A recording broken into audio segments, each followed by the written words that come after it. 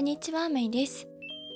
前回はリンゴ農家を作ったので、今回はキャンプサイトといろんな隙間を埋めていきます。どんなキャンプサイトになるのか楽しみな方は、ぜひチャンネル登録をお願いいたします。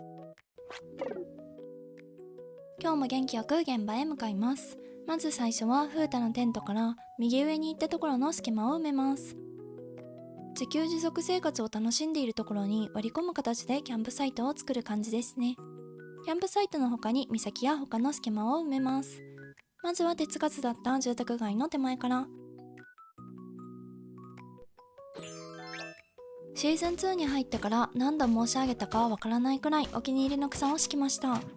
木と低木を均等に植えて住宅街前っぽく整備された感じに。お気に入りの金木犀を植えています。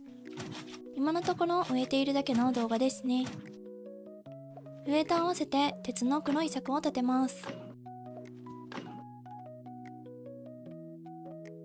ちゃんと育ったので隙間埋め1つ目は完成。ここの隙間に狭いオートキャンプ場を作ります。最初はキャンプサイトの移設から。風太の自給自足生活の一部に組み込まれる形でキャンプサイトを置きます。風太からしたらキャンプに来る人も研究対象ですからね。キャンプサイトの看板を立て分かりやすく。一応住宅街からの目隠しで木をたんまり植えていきます。家からキャンプの様子が見られるのも見るのも嫌ですからね。無事育ったので飾り付けていきます。ついでにキャンパーを呼んできました。いらっしゃいませ。マイデザインの境目を隠すように麦畑を置いていきます。湖に入れるように合流して、まあ疑似の湖なので入れないんですけどね。先ほどと同じように境目は草で隠します。ドラえもん並みに便利なアイテムです。木が足りないところは島と練り子を。木の都合上近くに植えられないですからね。臭いものには蓋をしていきます。落ち葉でマシュマロを焼きます。オートキャンプ場らしく車を置いていきます。狭すぎてもはや駐車場ですね。砂浜にキッズテントと島と練り子を置いてキャンプサイトっぽく。海風が寒いので冬にはちょっと向いていないキャンプサイトですね。白色ばかりなので黒を混ぜます。明かりを灯せば夜でも OK。 キャンプっぽいものを多少置いて駐車場とは言わせません。キャンプサイトにはディレクターズチェアを置けばおしゃれになると思っています。目の状態の花を植えて草を生やします。狭いオートキャンプ場ができました。砂砂になりにくい場所の略奪戦が始まりそうですね。どこへも出られない車たち。冬以外に行きたいキャンプサイトの完成です。次はここの隙間ですね。縦8マス横6マスのどうにもならなさそうな隙間です。こういう時は何でもない何の意味もない場所を作ります。真ん中に池を掘って周りを崖で囲みます。ストロン島は水が多すぎて地盤が緩く陥没したという設定で作っていこうと思います。場所的な意味で言うと危険。近寄るのもよろしくない場所を道の途中に作っているわけですね。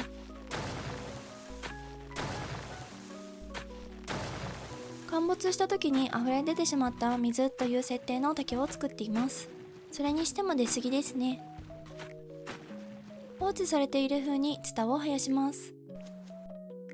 危ないところを隠すかのように灯台でカモフラージュ。下部分ができました。下から見ると一見危なくなさそうな見た目です。上の段を飾り付けます。放置されている感じを出したいので花とか草を植えていきます。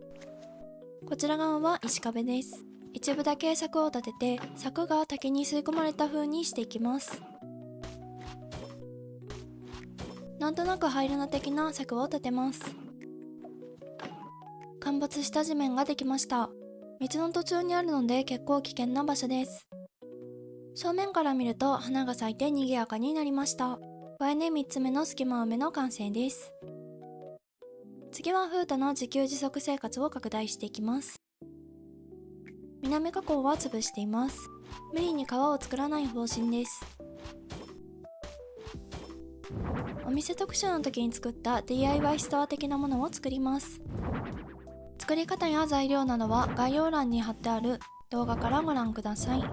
ここは風太が DIY できるように砂浜に勝手に作った DIY するための道具が置いてある場所ですね。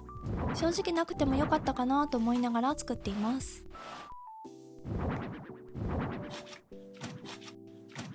ここはちょっとした発掘現場を作ります。化石を埋めて周りをペグとロープで囲えばどことなく発掘している感じに。ついでに砂浜にも埋めときます。囲えば何でも発掘現場。博物館の裏に山を作ってこういう発掘現場を作ったりするの楽しそうだなと思っています。何にもないところにペグとロープで囲ってなんかありそうな雰囲気に。実際何もありません。風太の自給自足生活プラス DIY とちょっと発掘現場ができました。この島で一番楽しんでいるのはきっと風太でしょうね。これで4つ目の隙間埋めの完成です。5つ目の隙間はすぐお隣さん。縦3マスしかないので通り道にします。水の溜まっている側溝風にしたいので水路の前デザインを敷きます。後で大きく変えるところはカットしています。作りながら考えているのでカット部分が多すぎました。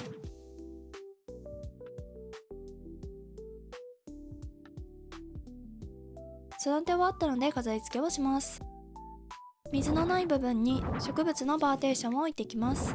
草を敷いた後木を敷きます。ここは狭すぎて通路になるしかないくらいの場所ですね。パーテーションポールを置いてちょっと都会っぽく。階段横も整備します。風太が使用で使っているような雰囲気の道具を置いていきます。縦3マス横長の隙間埋め完成。加工上もきっちり防げましたので5つ目の隙間埋めも完成です。最後の隙間は岬です。細長すぎて何者にもなれない場所なので特に何者にもしていきません。まずは無計画に崖をつなげます。思いつくがままに崖をつなげます。右側はだいぶ町なので整備されなかった道として作っていきます。なので崖はうねうねですね。 S 字になるように反対側も削ります。変わった形にしたいときは文字の形を意識するとうまくいったりいかなかったりします。鉄の道も崖に合わせてうねらせていきます。カーブが甘いところは滝を作ってカーブがきつくなるように。手入れされなかった感じを出すために対角線上に花を植えます。岬を降りるためだけの階段の設置。残りの階段はあと2つです。たぬき商店を作るときに全て使い切ろうと思っています。階段の奥側にも池を作ります。魚が出現する池なのでようやくここで釣り大会ができますね。大会中狭すぎて隣の釣り人と肩がぶつかりそうです。崖上は整備されていない感を出すために木と低木だけ生やしておきます。木は途中で成長止めしています。上側ができたので次は本題の岬の穴埋めですね。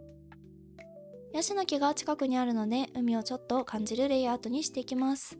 海近すぎてちょっと何言ってんだって感じですね。木が植えられなかったのでサボテンで代用。植えられそうな雰囲気があるのに植えられないとき計画が狂いがちです。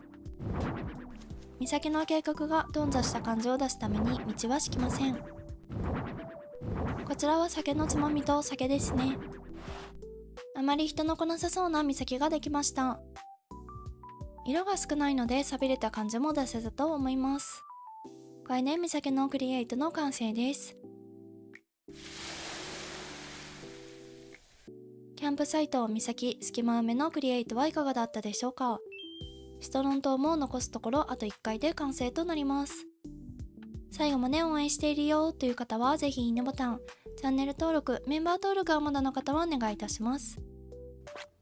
SNS もやっていますのでお気軽にフォローしてくださいね。最後までご視聴ありがとうございました。